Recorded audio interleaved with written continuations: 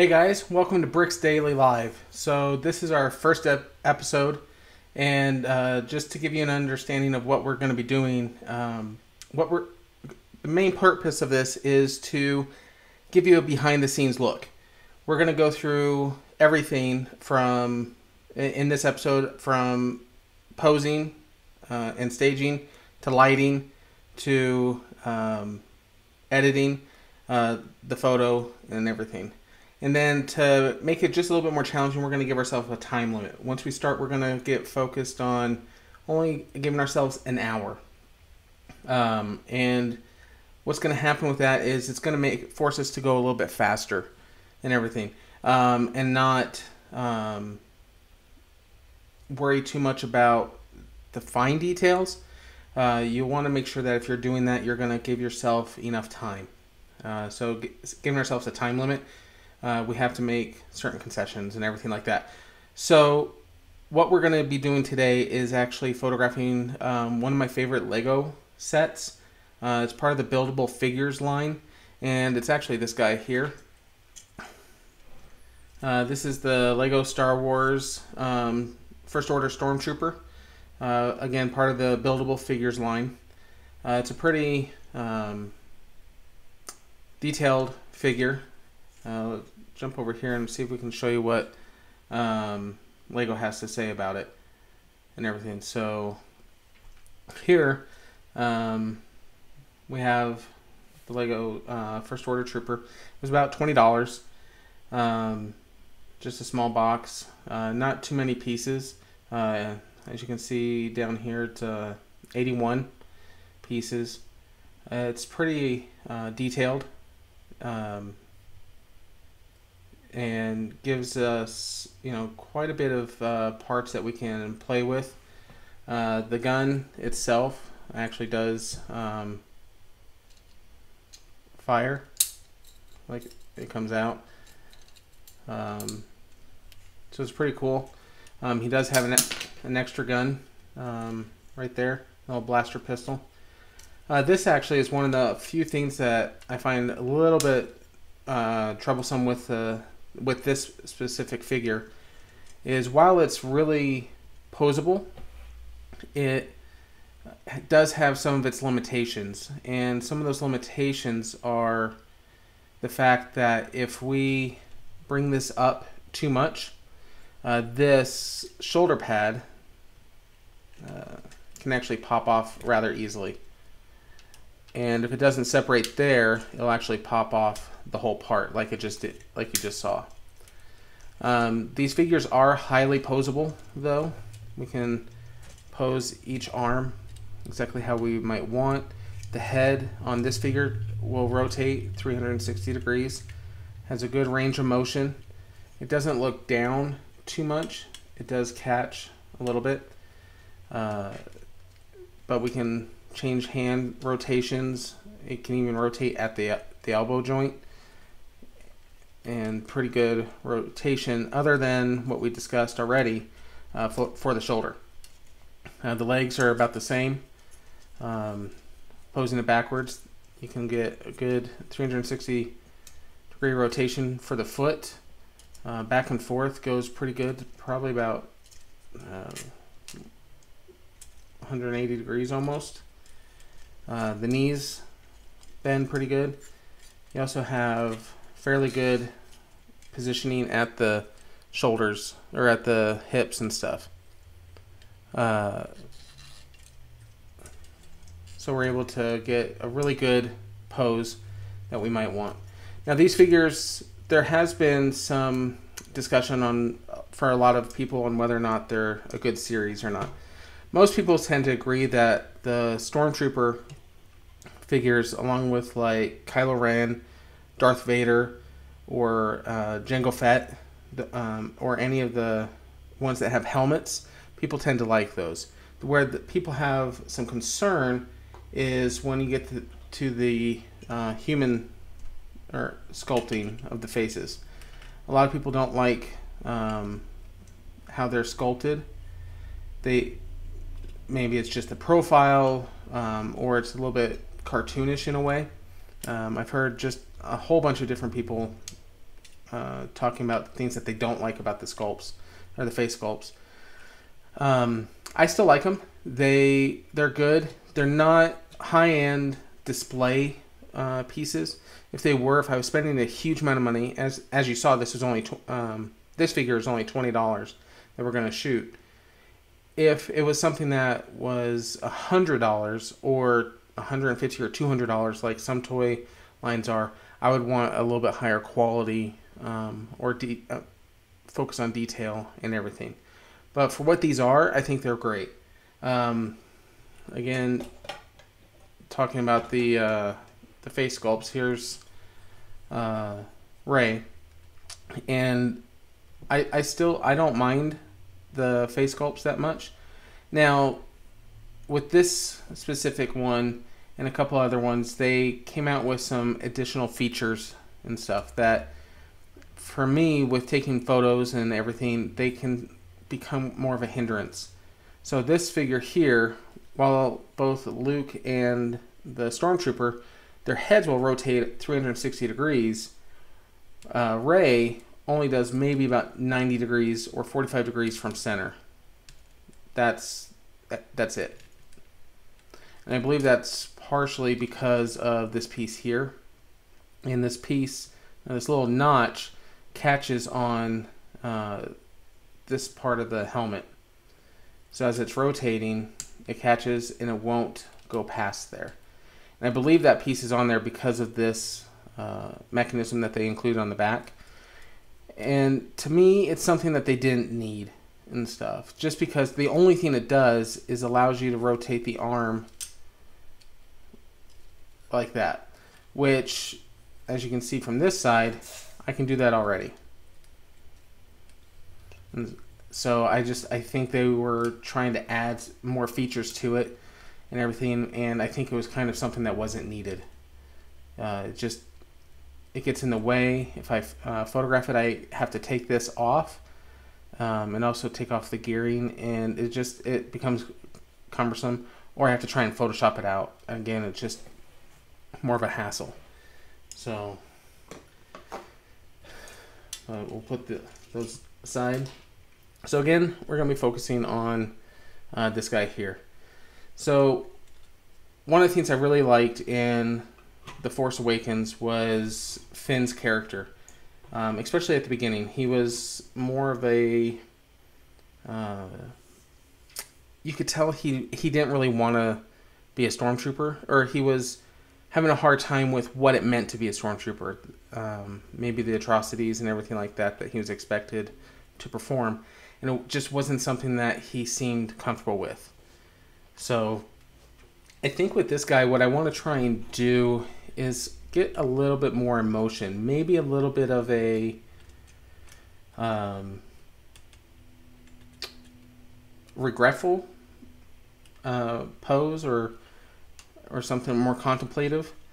So what we'll go ahead and do is transition over to take a photo and everything, and we'll see how it looks. Sound good?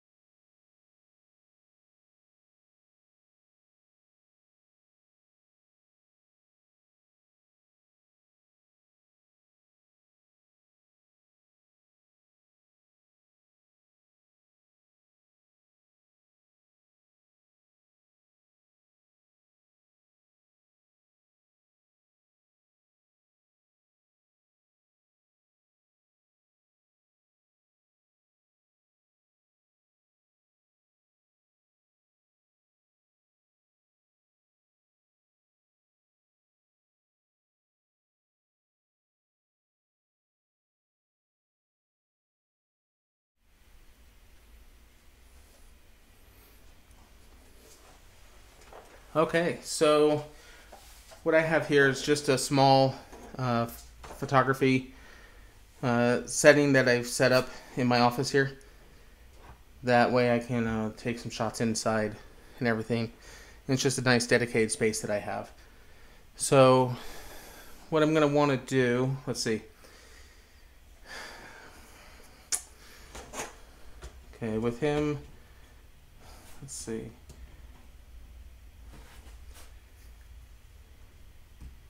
I think what we can do, I'm going to add a black background to this. Let me get that here. Okay, so for my background, I just have this board that I use. And all I do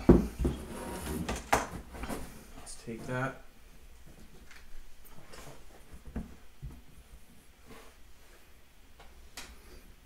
And add on these clamps.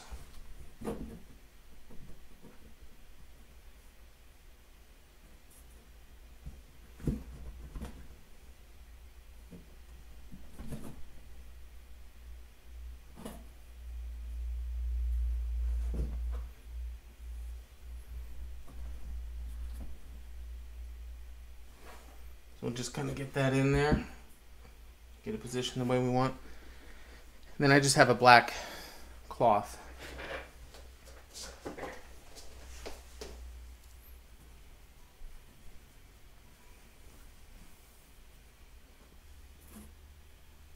And the cloth isn't anything fancy or anything, it's just a piece of fabric I have laying around.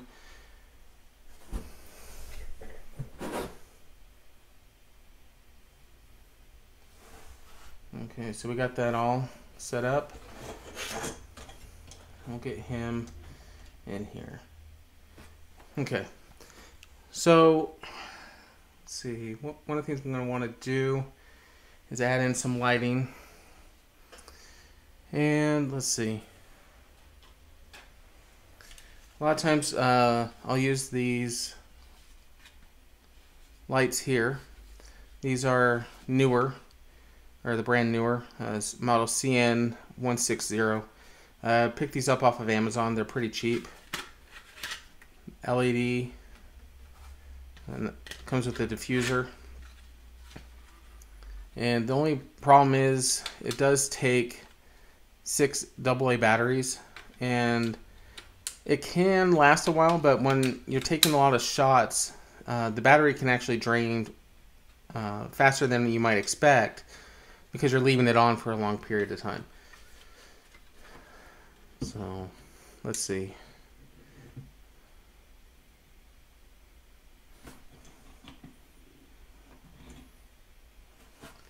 Okay. So we got him getting set up here. Let me just see.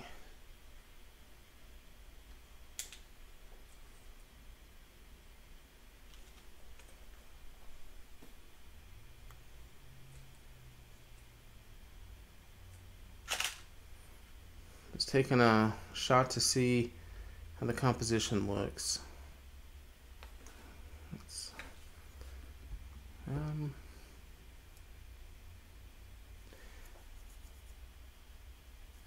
Actually, I'm going to see about bringing in my bigger light here.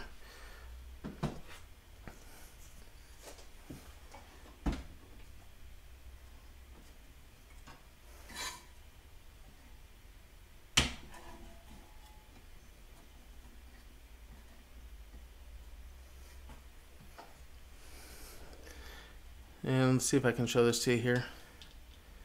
So this is just a larger LED box that I have, positioned to a 3-arm positionable arm, and it works great. A lot of times I'll actually use this and set up, switch out the head for a larger ball joint and attach the camera so I can get a set angle that I want, and that way it doesn't move around or anything like that. But right now I tend to have the lighting always on there unless I need to switch it and everything. So let's see if we can get, the reason I want to use this is it will allow me to get lighting more consistently all the way up and down the figure. Get this into place.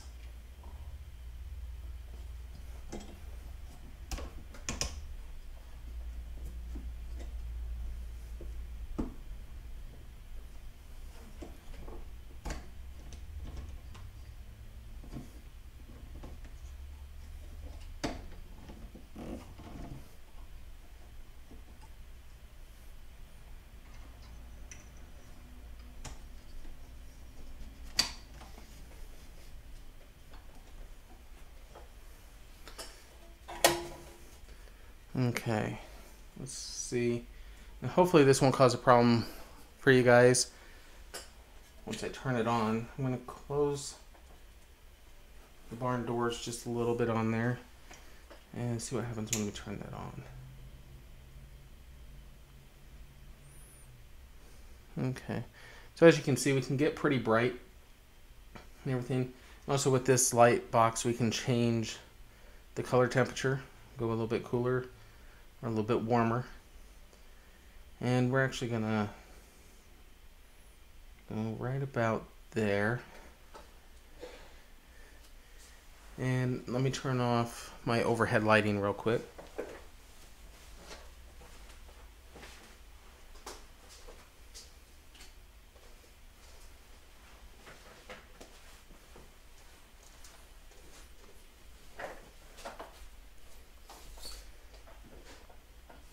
Okay, so now with the overhead lighting off, let's focus on composition again here.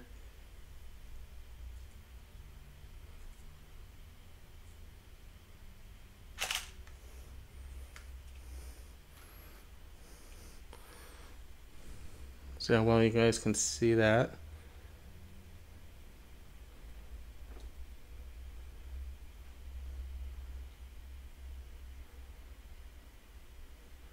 So we're getting that lighting break right along the helmet that I want.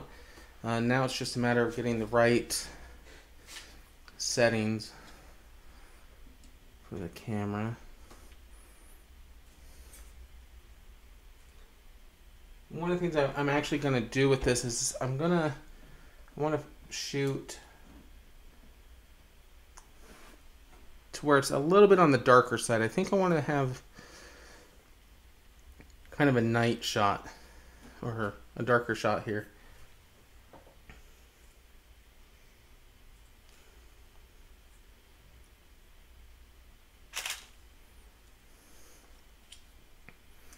Okay, so we are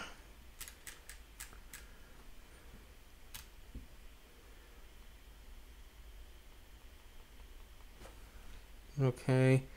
Right now I'm at an f4 4.5.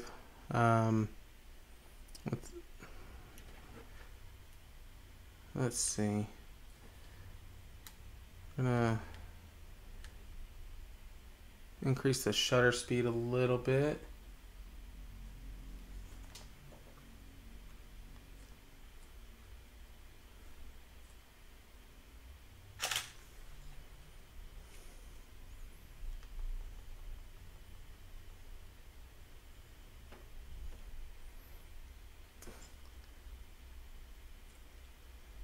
Okay, I'm going to change my f-stop just a bit since I changed the shutter speed.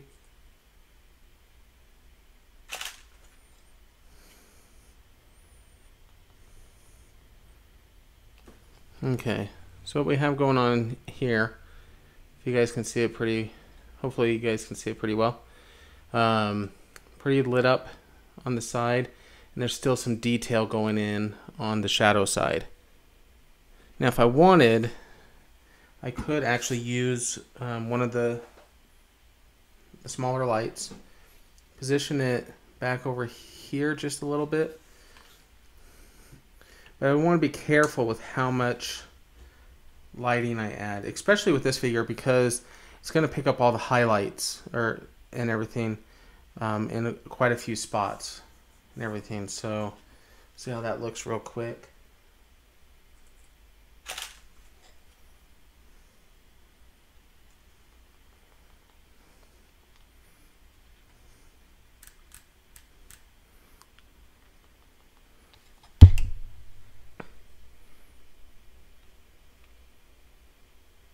So if you can see that there, and then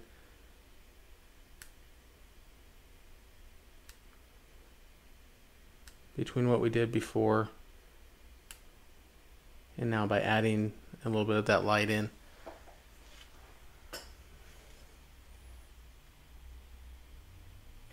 Okay, I think we got our camera settings where we'll want them. See if I can... it's a little dark. You guys might not be able to see that. Sorry. So right now we'll focus on getting him posed the way we want. Okay. Right now he looks fairly menacing, and like I said before, I think... Yeah, let's try and get him a little bit more contemplative. The Stormtroopers are great just by turning the head slightly. If you remember from A New Hope, when Luke walks in to Princess Leia's cell to rescue her, there's a bit of an exchange between them. She calls him a little bit too short to be a Stormtrooper. And he kind of cocks his head to the side. And there's just a certain amount of emotion by just, you know, if we just tilt it to the side, it seems a little bit more inquisitive. You know, looking up, it's more pondering. So, let's see. I want him to look, I think...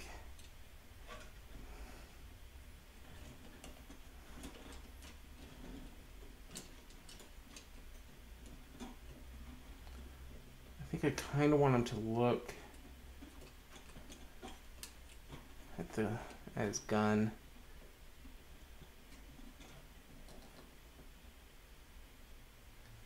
But, okay, so what I can do here, since that's about as far down as we can get it, I want him to look actually more down at the gun.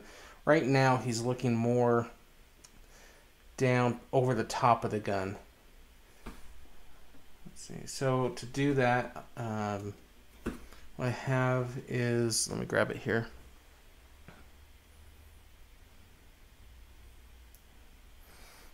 Okay, I have some tacky sticky stuff.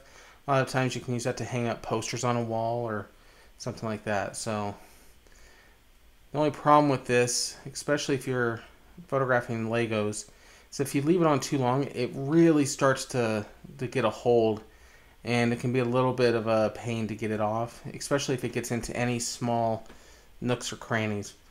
And actually, on here, there's a couple holes just from the molding and everything. So what we're going to do is just kind of rest that on there.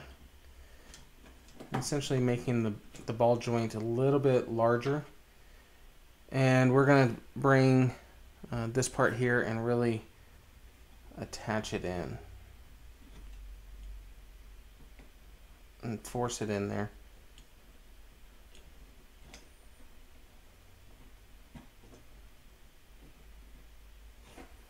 So that really gets him to look down a little bit more.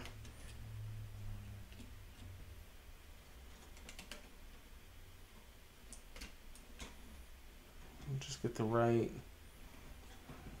posing that we want.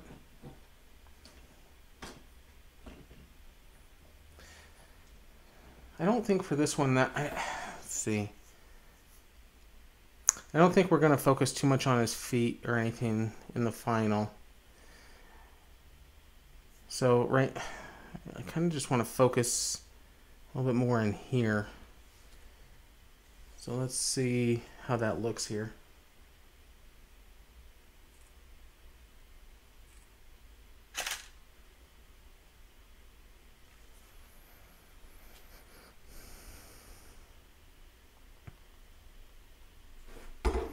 I'm going to turn him just a little bit.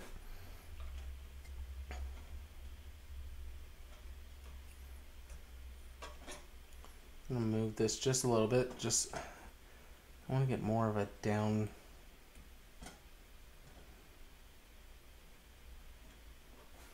downward look.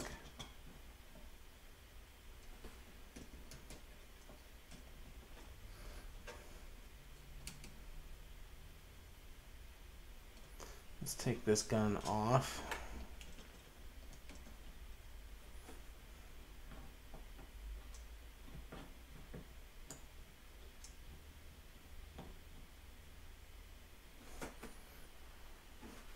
Okay.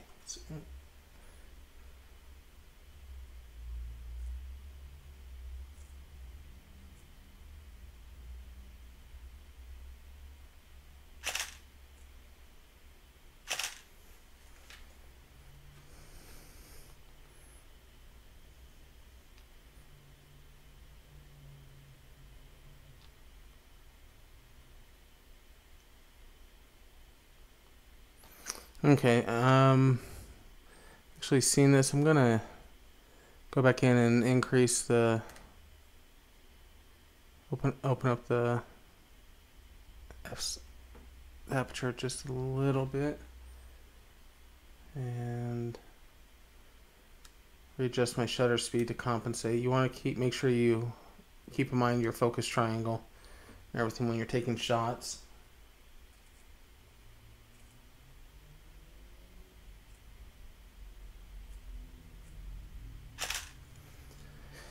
And the reason I'm doing that is I want to get just a little bit, not too much, of the gun in focus because I'm focusing on his head. The gun sticks out a good distance. It might be hard for you to see, but it's sticking out about that far in front. And so if your focus here and your aperture's not the right setting, this will be in focus, but even the arms and everything will be out of focus. So we want to try and get more of it in focus and everything. So I think we're good there. Let me take one more shot here. Actually, we'll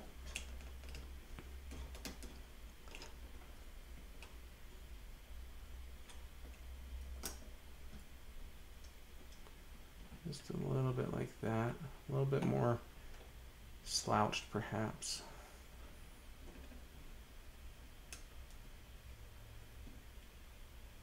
That head looking down.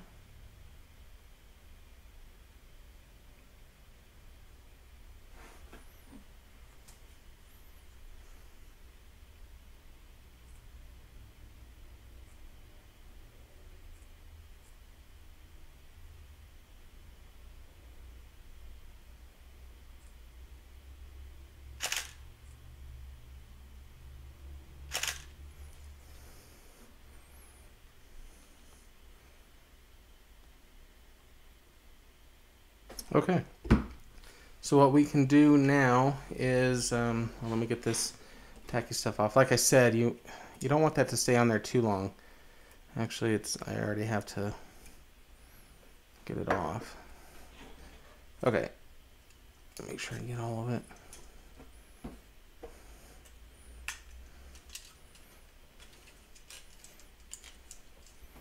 Okay, we'll just set that down there. Get our lighting situated, and we will go ahead and jump over and start editing.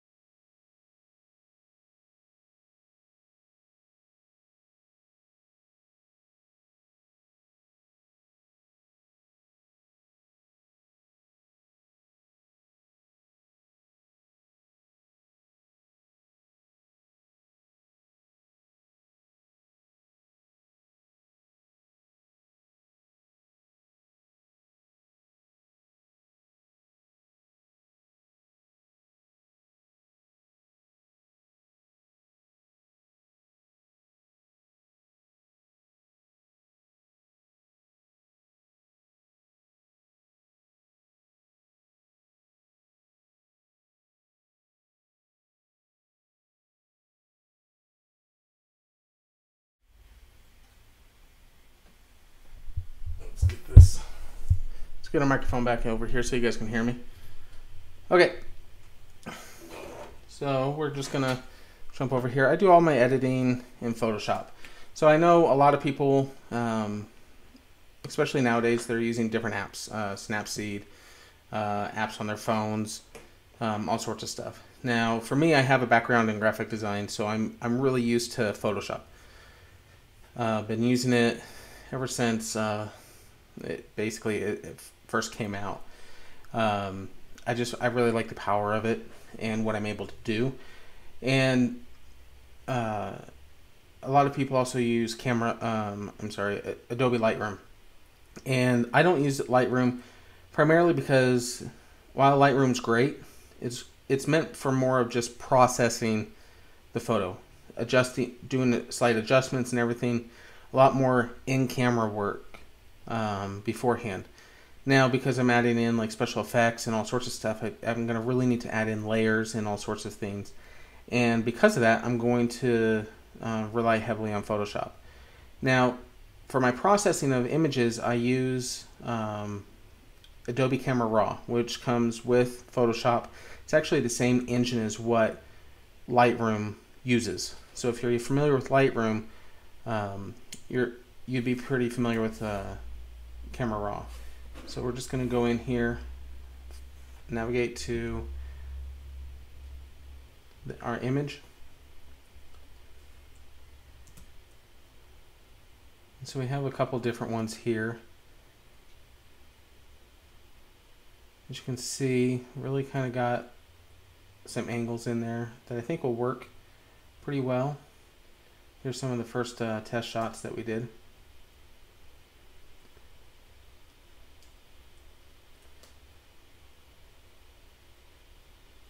Let's see.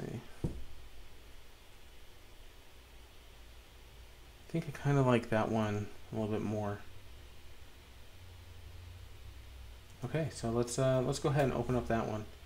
Now again, for time constraints, because we're trying to maintain the shooting and the editing all within an hour, I'm just going with one shot. A lot of times what I'll do is do some focus stacking, where I focus on different parts of the image, maybe the hand, maybe different parts of the gun, just along the length of the barrel of the gun. And then I bring it into Photoshop and do what's called focus stacking or image stacking, and to just bring everything, every part of it, the figure, into focus. And then I'll go in manually and blur out certain parts of the image that I don't want to draw attention to and everything.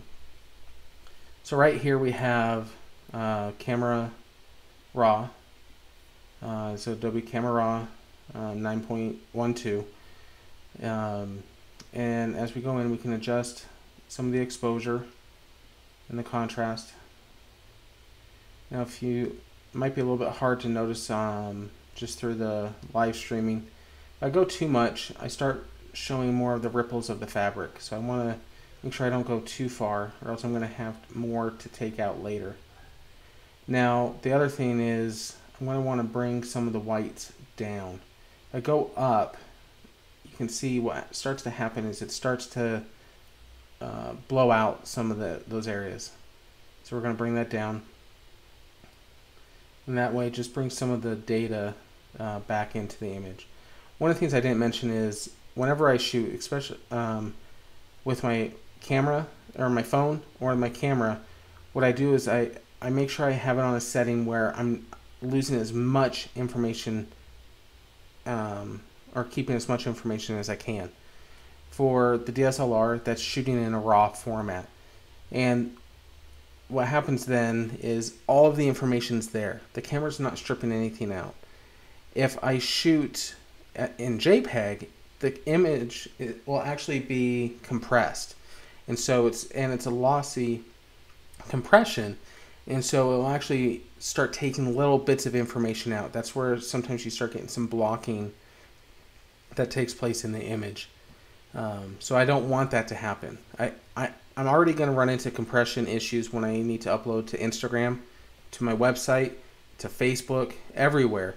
Especially Facebook. Facebook, no matter what you do, Facebook will compress your images and stuff, which is understandable. They have just like millions and millions and millions of users, and if they're all uploading high resolution images, they are going to just run out of server storage space. So because it's going to get compressed later, I don't want to compress it on the front end. I want to make sure that I'm maintaining the quality that I want. And so that's why I shoot camera raw, and that's why I suggest anybody shoot in raw format. If you can't figure out how to do it with your camera, look it up. Read the owner's manual, look it up online. Google's a wonderful friend, and it'll help give you the answers that you're looking for. So I'm just going to bump up the clarity. I'm going to zoom in here just a little bit. One of the things I want to do is really, I want to push the sharpening of this image. I don't want it to look too blurry, because people expect like a detail with stormtroopers and stuff like that with their uniforms. And as you can see here, everything in this area is still in focus. The gun right at the beginning is still in focus, and just like what I wanted was for it to fall off just a little bit towards the end of the gun. And what happens with that is, because we have him looking down, it appears that he's looking more at this area here. And that way it's just a little bit more contemplative of what he's going through and everything. Okay.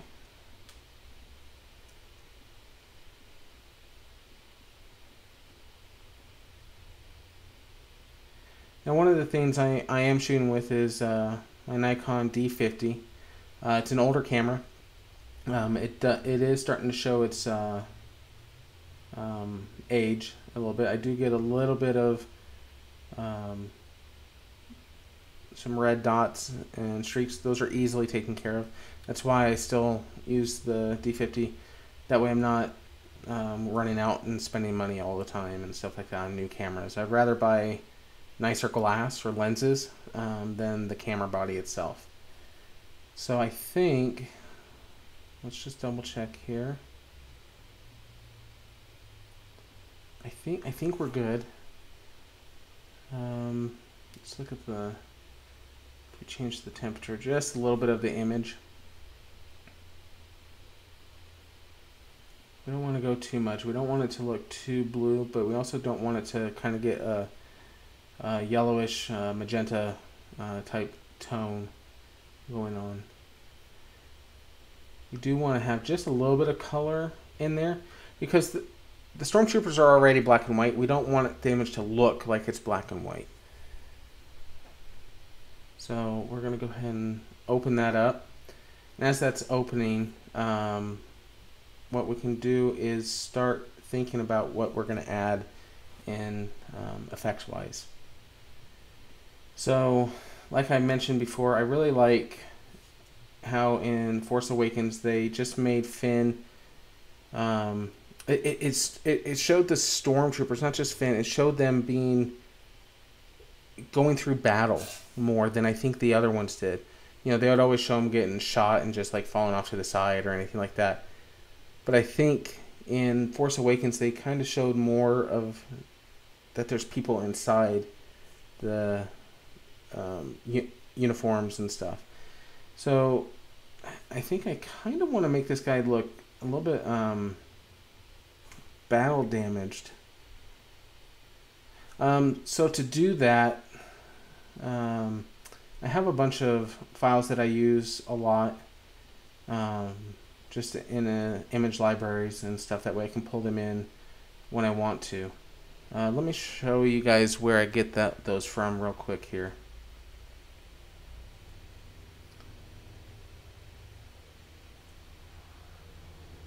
Let's see. So I go to a website called textures.com. What's great about textures.com is you can sign up for a free account, and you get 15 downloads per day, or 15 credits per day. Depending on the image, it might take 1 credit, it might take 2 credits. But they also have higher resolution, which you'd have to actually buy some premium credits. I don't have any right now. I tend to go with the free one. If I were to go and purchase some credits, you could buy 250 credits for as low as $20. And then just like every other site, they'll tell you, oh hey, if you buy more, you'll save this many, this much and everything. But what I like is I can come in and let's see, I'll show you some of the, I've actually downloaded this image here, and I think actually we might use that one. Well, let's see. We'll look at this one here. And for this one, they actually have it on a background or already isolated. Now, the already isolated one, I can get for 1 credit, and it's going to be a 1024 by 259. Or I can get the non-isolated one and get slightly larger. So I'm going to go slightly larger. And it's downloading there. There we go. And let's see.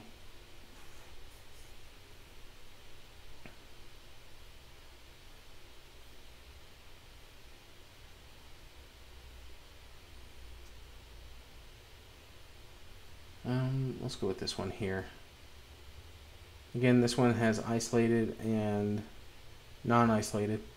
For the amount of time that we have, for this one, I'm going to go ahead and go with the isolated PNG. It is a smaller size, so we'll be kind of limited in what we can do because we don't want to enlarge it too much, or we'll get some bit mapping or pixelation going on. So it looks pretty good there. Okay, so let's jump back over to Photoshop here. Now, one of the things when I work with Camera Raw is I have it set up to bring images in as a smart object. The reason I do that is I try not to be destructive with the editing. And I'm actually going to place the image that we just downloaded. We'll do the first one here. And I can rotate that around and everything. What I usually do is I'll do it at either as it first imports, or I'll rotate it 90 degrees. And then you just commit it by hitting enter. And that is also a smart object. So what's nice is if I go in and I start to transform it again, it remembers the shape that it's supposed to be. So we're going to add this in over here. And I'm actually going to use warp mode here.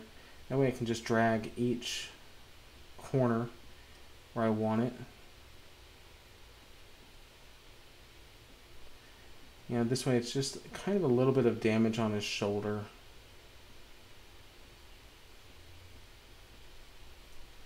Jump back. I'm going to shrink that down just a bit. Now the reason with this one I didn't go with the isolated is just because I kind of had an idea in my head, hopefully this will work, of what I wanted it to look like. And for the effect that I want, I'm going to set it to a multiply. When I do that, anything that's white is just going to disappear. The whole layer is just going to kind of seem darkened, and it just overlays everything in the background. So if we add that in there, and I'm going to adjust the levels on just this image. I'm going to bring up the white point, and that just helps make that disappear a little bit more, so it just really looks like it's resting and it's actually part of the image. So we can just adjust that slightly. Okay, so in there, again, because it's a smart object, I can come back in and I can readjust those levels later. It's not a firm commitment and everything. So if I go back and I'm working on it, I can edit it just a little bit if I want to. Now I'm going to mask out parts of this that don't need to be shown.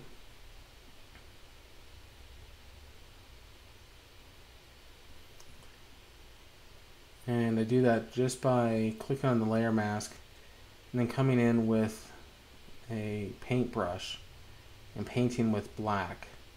What happens is anything on the layer mask here that is painted black isn't going to be visible. It's kind of like if you put a transparency over the top of a piece of paper and you color that transparency with a black marker. You're not going to see through that black marker. So I'm just masking out the areas that I don't want visible to make sure. Okay. Let's see. We're gonna kind of like what we talked about with Finn, or you know, if you remember in the movie, Finn had the bloody handprint on the helmet.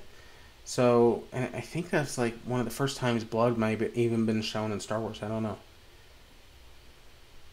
If you know the answer to that, let me know down in the comments. We're gonna make this guy look like he really went through some stuff. Maybe it's not his blood. It's maybe just in the course of the battle, he had some kind of spray on him.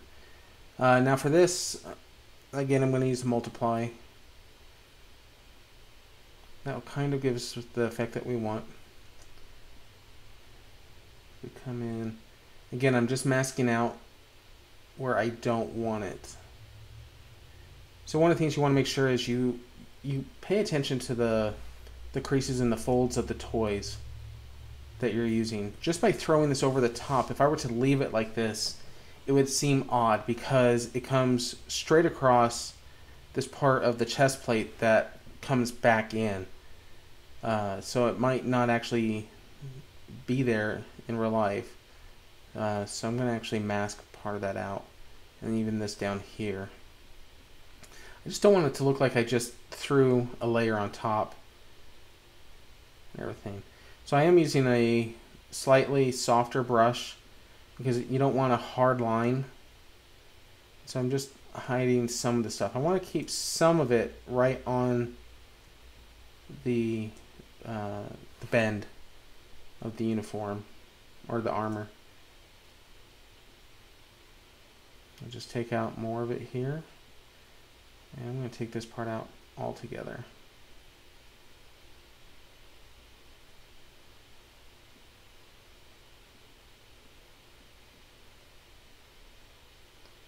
Now here, we're going to want to mask that out just because of the highlight coming down. This won't be the same shade as over to the side. So to do that, I'm actually going to use the layer mask. I'm going to just paint with a grayer color. You can see what winds up happening is it's still there. It's just hiding part of it.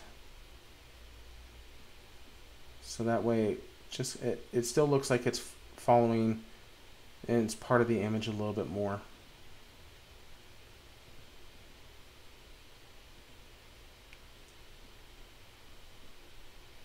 Okay. So we do have some up here that we still need to get rid of.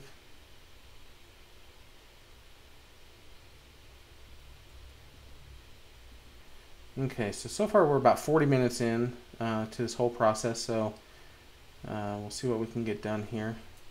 Hopefully we don't go too far over. And let's I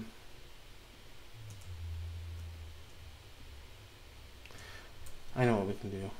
We're gonna add in some damage to his helmet a little. Let me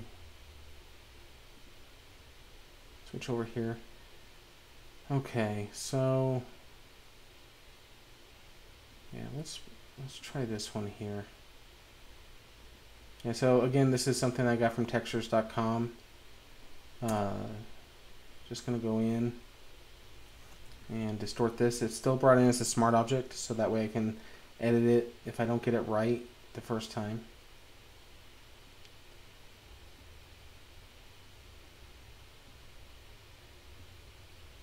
Now with the helmet being curved, we're going to want this to follow that curve. So I'm going to just, again, go with the warp feature. Get that to kind of follow the contour of the helmet a little.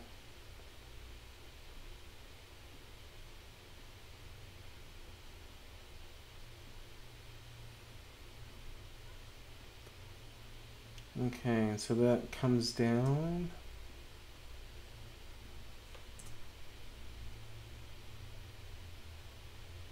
See how that looks there. Okay.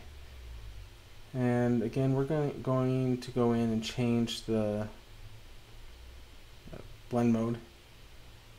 And again, we're going to go with a multiply, just because of time constraints that we're under. If we tried screen, it would actually take away all of the black and leave the lighter parts. But we want to have the lighter parts go away in this instance. We could also, well, the hard light, see, it's going to maintain more of the coloring. So we'll just go in to multiply. That way it gets a nice crack right alongside the helmet here.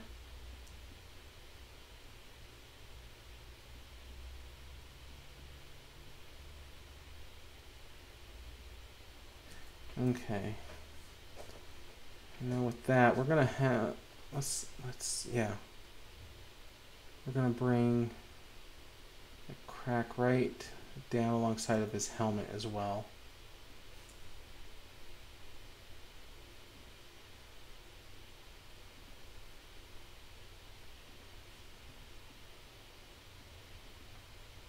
I'm gonna have it be a little bit off center. And actually, looking at this, let's jump back. We're gonna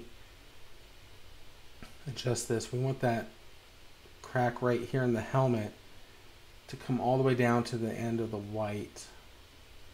So we just do that like this.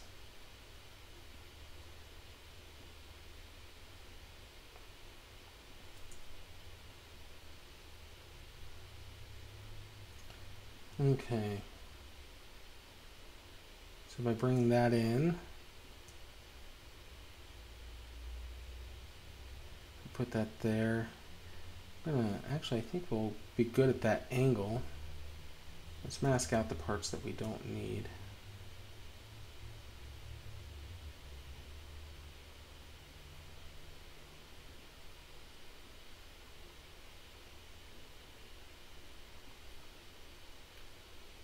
Okay. I'm going to duplicate that. I'm just using a keyboard shortcut. And we're going to, let's see,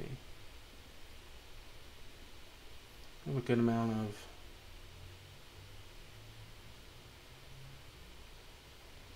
image available.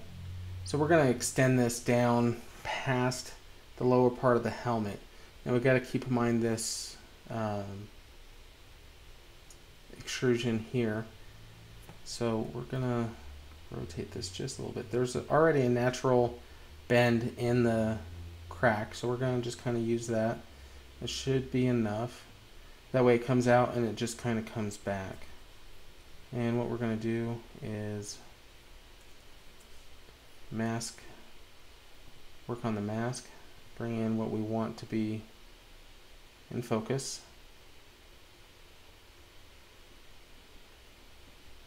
Or in the image. Okay. Let's add just a little bit more damage over here.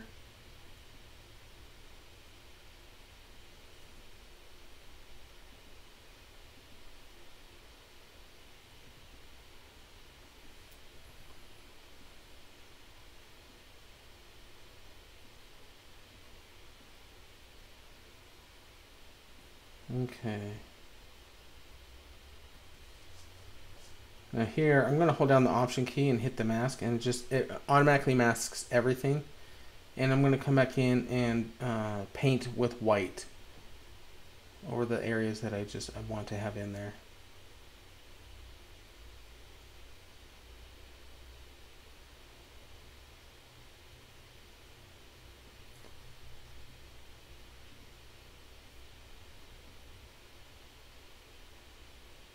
So everything's there.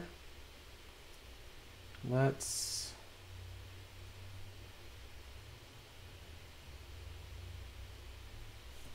make sure that mask works just the way we want it to. Okay, and I'm actually going, if I select that object, I'm going to go in and blur that just a little bit.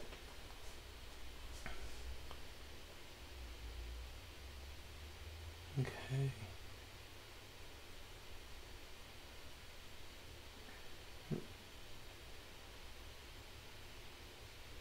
I'm blurring it just because, like we talked before, his helmet's in focus. His shoulder's just a little bit farther back, so it needs to be just a little bit blurred. Not too much. We want it to kind of match what's already there with the shoulder pad. Because if you notice, the shoulder pad's not completely sharp. And so if we put a overlay on there and it's completely sharp, it's going to stand out. It's going to look like it doesn't belong. So we put that right there. Just kind of do that.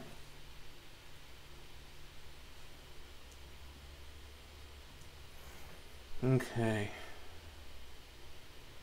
Let's see. Did I download? Yes, I did. I'm gonna put this. I'm gonna see about adding something right across the chest plate on him. So if we bring this, we're gonna go ahead and rotate this and get about the angle I want before I input it.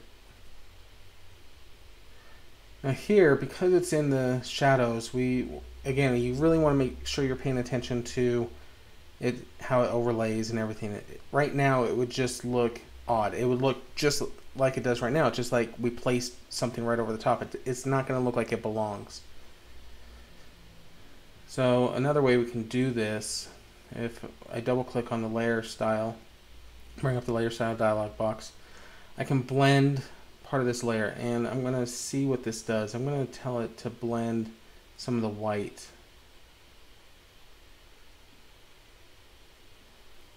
Let me zoom in just a little bit so you can get a better shot of what's going on here.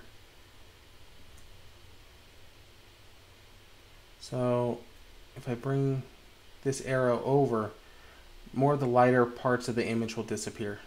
Now if I hold down the Alt key or the Option key and I click on just either to the right or to the left with this little slider, it'll break it into two. I can bring part of it back over. We can see what it winds up doing to the image. Now again, I'm going to switch this. No, color burn's going to be too dark.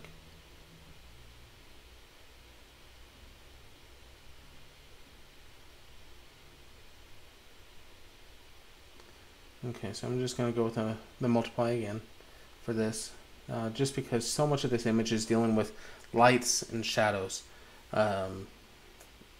If there's a lot of texture going on in there, we would have to really focus on what we're doing. Okay, let's add that in. Now if I had more time, I would actually save out the Stormtrooper as a bump map and use that to help distort this, but since we have a very limited time, I'm going to do this quick and dirty. Just like we've done before, I'm going to mask out parts of the image right along here.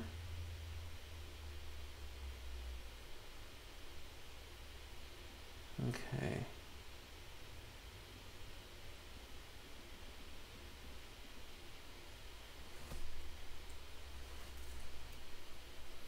And we're going to duplicate this. And we're going to hide the layer mask. I'm going to offset this down, just this part, just a little bit. Turn that back on. I'm going to fill the whole thing black. And we're going to paint out, or bring back in the parts that we want.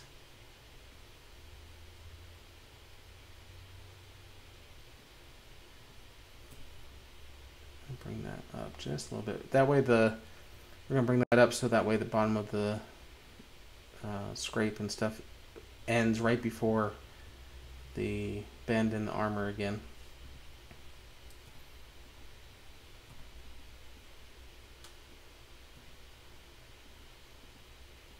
Okay, so we just add that in there, and I'm going to do one more layer, or duplicate that one more time.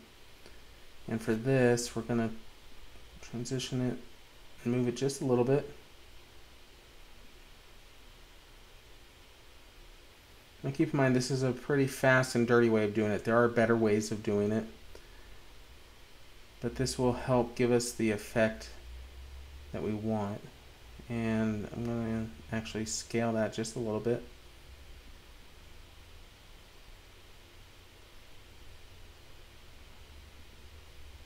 Move that into position.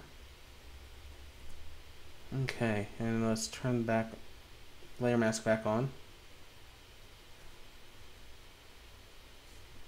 And we're going to mask out everything and then paint back in the parts that we want.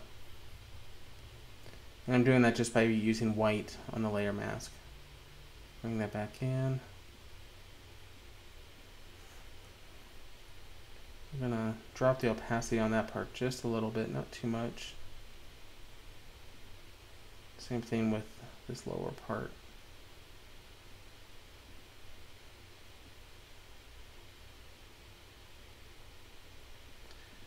Okay.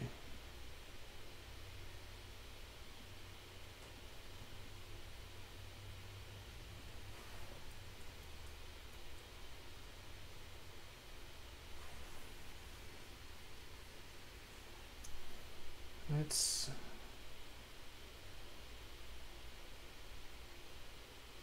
add in some smoke.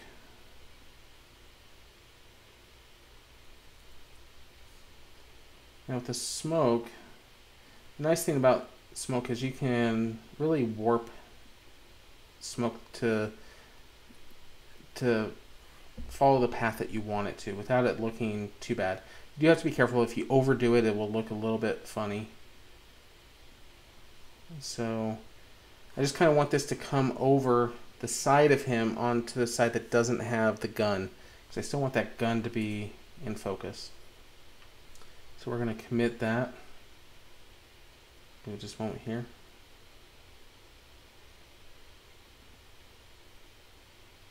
Hopefully my machine doesn't crash here. There it goes. And we're going to actually save this real quick just because of how slow it's going.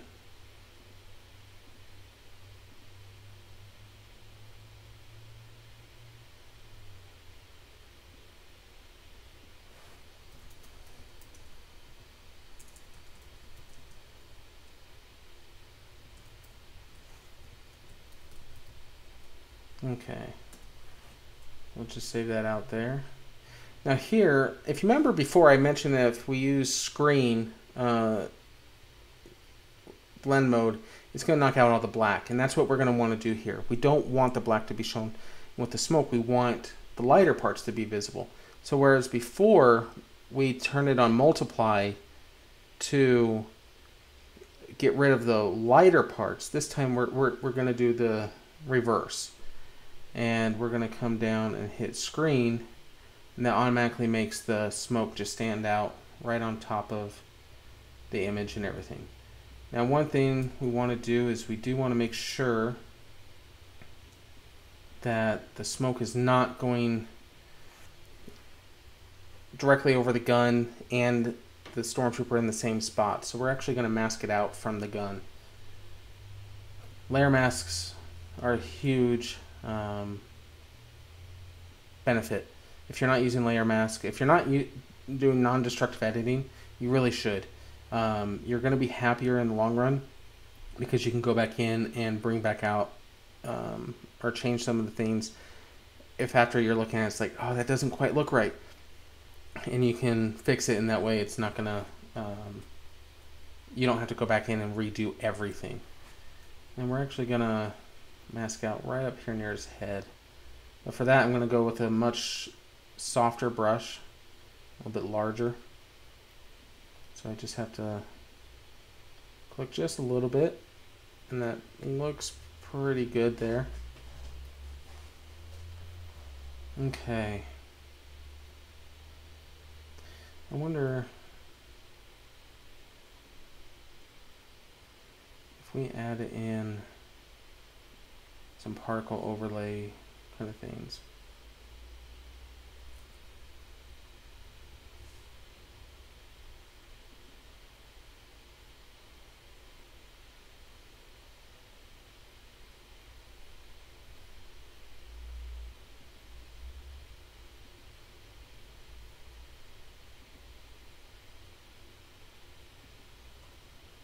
See what's going on here.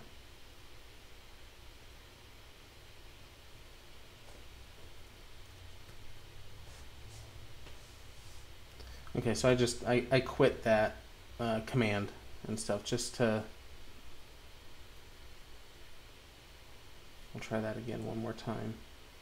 Save that out. It's still saving.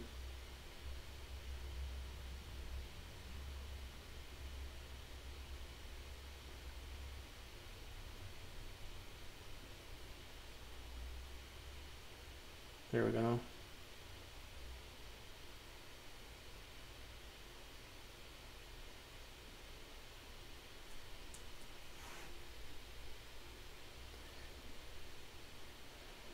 And actually, part of what's happening is probably my memory is running a little heavy, so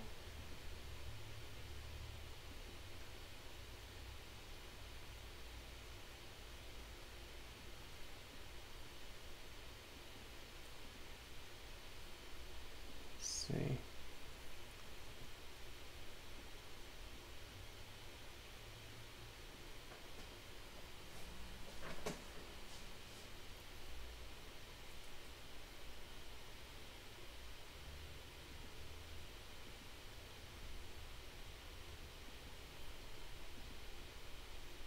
I'm gonna come down, we're gonna purge our history. It's gonna say it can't be undone. And all this is if I was hitting the undo, it allows me to go farther and farther back. Because I don't need to go back, I don't need to worry about undoing because I'm doing everything non-destructively. I don't need to worry about keeping everything in the history. So if I hit OK, and that's actually going to help free up some of the memory and everything. We're also going to purge out the video cache here. Shouldn't really, that's not really something we need to worry about right now because we haven't been doing any video with Photoshop.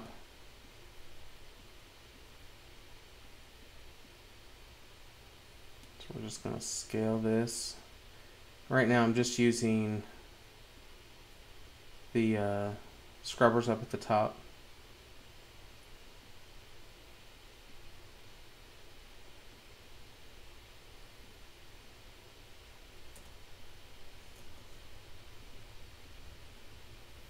And we're going to, I'm sorry, we're going to screen this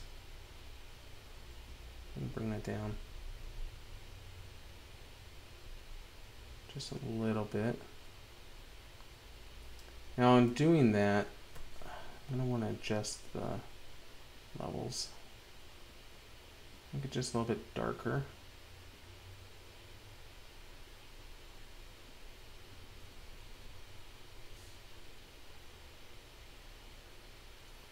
Let's see. Okay, bear with me just a couple of minutes longer. We just hit the 1 hour mark.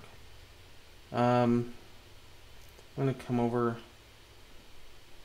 to, I use Stock Unlimited. I got a free, not a free, a really reduced rate through like a Groupon kind of thing.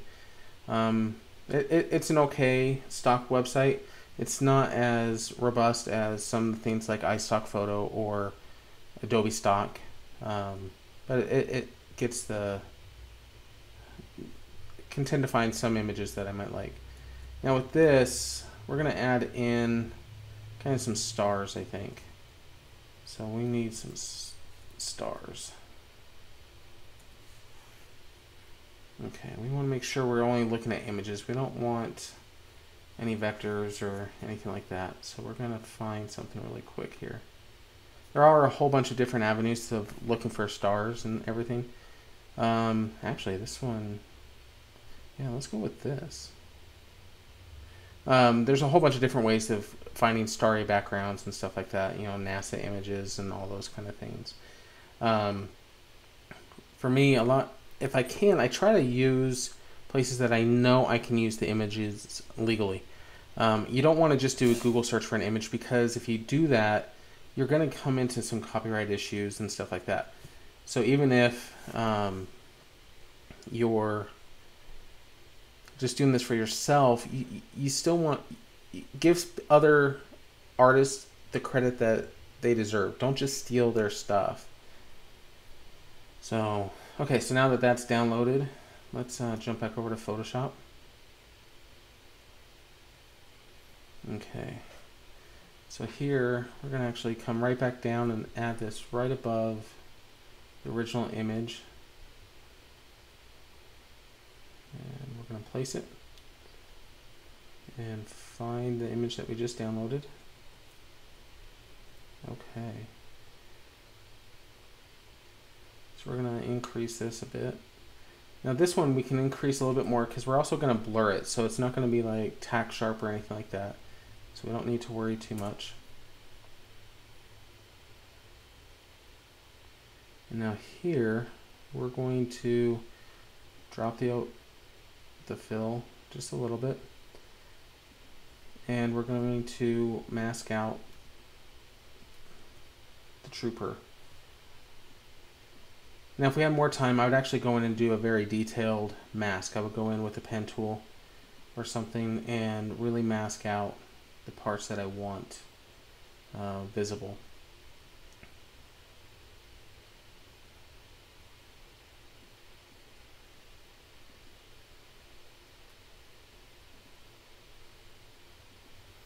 Okay.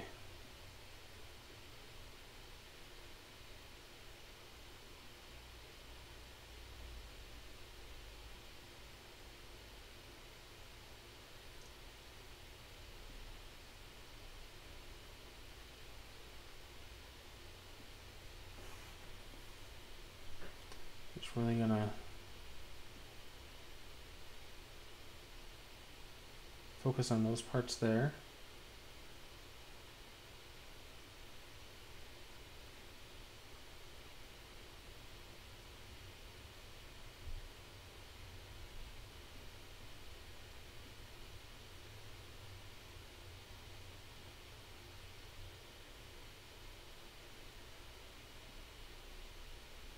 Now again, like I said, if I had more time, I would go in and do a much more detailed masking and stuff.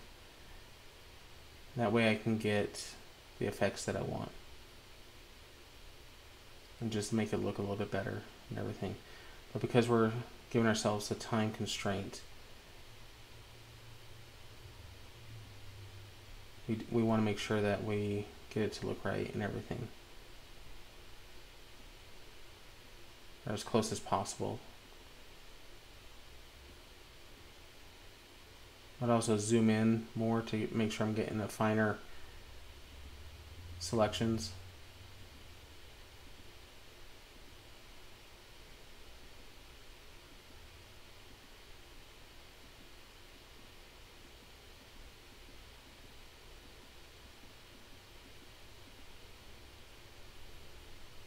Okay, so what we're going to do right now is we're actually going to blur that background just a little bit. So I unlinked the Smart or the layer mask from the smart object or the layer. That way it doesn't blur the layer mask as well. And we're going to just do a Gaussian blur, and I'm going to just hold down the Option key, and that pulls up the effect. If I just clicked on it right then, it would have reapplied the last settings. So right now we're just going to get the effect that we want.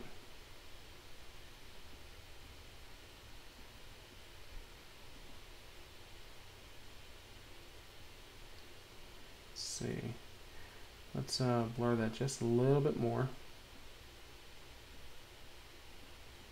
There we go. Okay. And now we're just gonna gradient the bottom and have it fade to a black. Just kind of all around.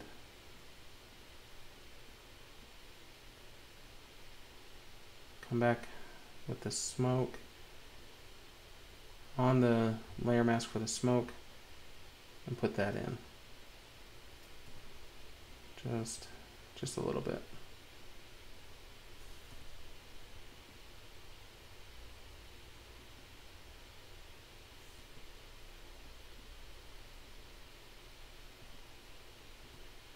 Okay. So with that,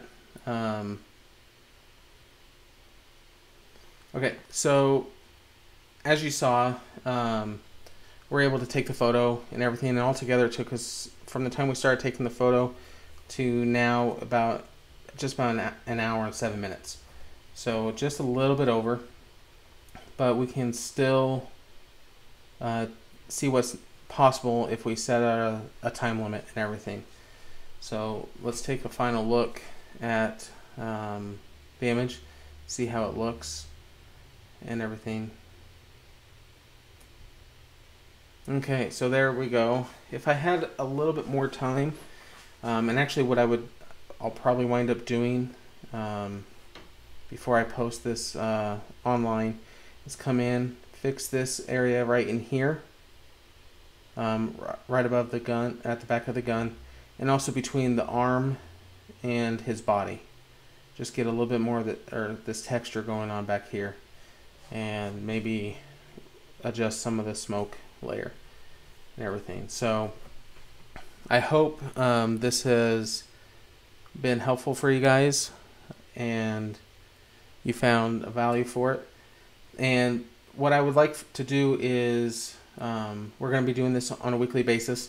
We're going to give ourselves different challenges, different toys, different settings and stuff like that.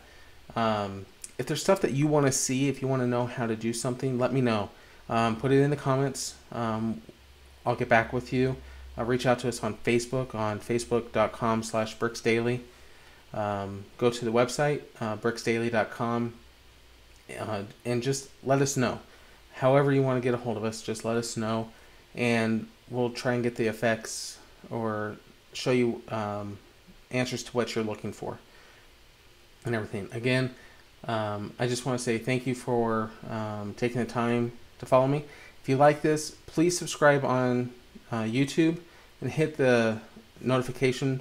That way you'll be notified when we go live again, and that way we can keep giving you the stuff that you want to learn and everything. So look forward to more of these with you guys. If you need or have any questions, please feel free to reach out. Let me know, and look forward to seeing you and also the stuff that you create yourself. If you found this helpful, let us know in the comments. Also share some of the creations that you guys have done and everything. So again, here's the final, and just want to leave you with that and say thank you.